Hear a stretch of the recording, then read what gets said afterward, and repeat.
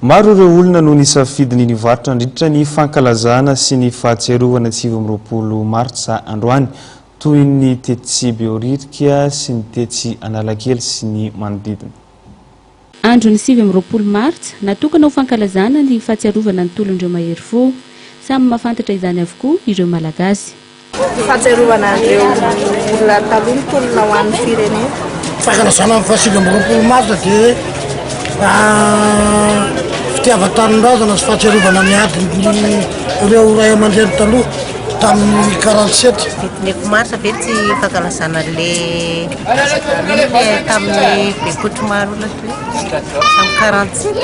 Raha natokana ho andro tsy hiasana ny 7 Martsa dia maro kosa ireo mpivarotra no nisafidiny nivarotra tamin'ity androany ity noho ny antony maro samihafa, tao noho ny fitadiavana, tao ihany koa noho ny fahalalahana ialana amin'ireo mpiasan'ny komina izay manenjika ny mpivarotra andavanandro. Natokana isafidy varotra amin'ity androany ity zany efa lava loatra le repo dia laha koa ny vola teo am-pelantananay dia tsy maintsy mandresa sao dia tsy mihinana ny vata-pizarakay.